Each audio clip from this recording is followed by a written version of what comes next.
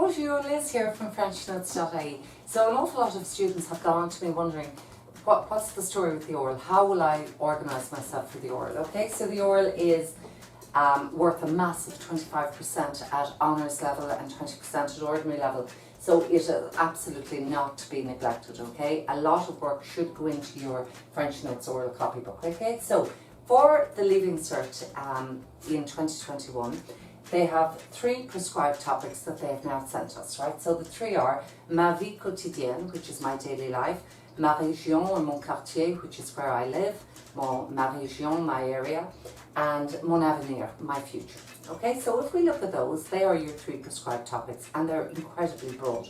So what I would say you do is you obviously need to cover those, but you're going to cover them if you cover these topics anyway. So you know what I mean, it's just going to be, you're going to have yourself covered.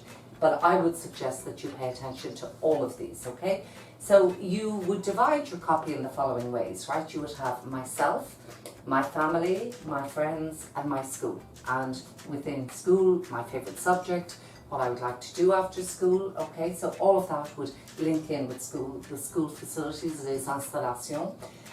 Next year, c'est mon avenir, c'est my future, which is one of your prescribed topics. Next year, what are you going to do next year?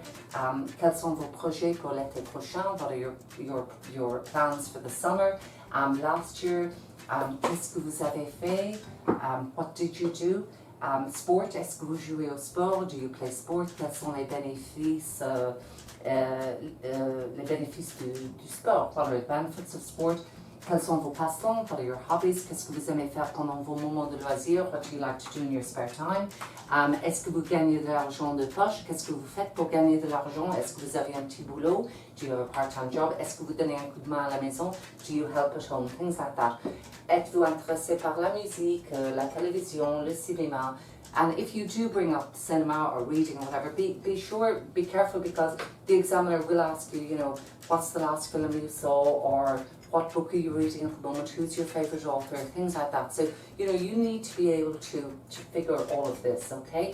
Now, the document, an awful lot of students ask me, should they do a document? Is a document a good idea? A document is a great idea if it's something that genuinely interests you and something that may not necessarily come up during the conversation. So I would say if you're going to do a document, you know, don't put one of you just standing at the foot of the Eiffel Tower, because, you know, they've seen that so many times.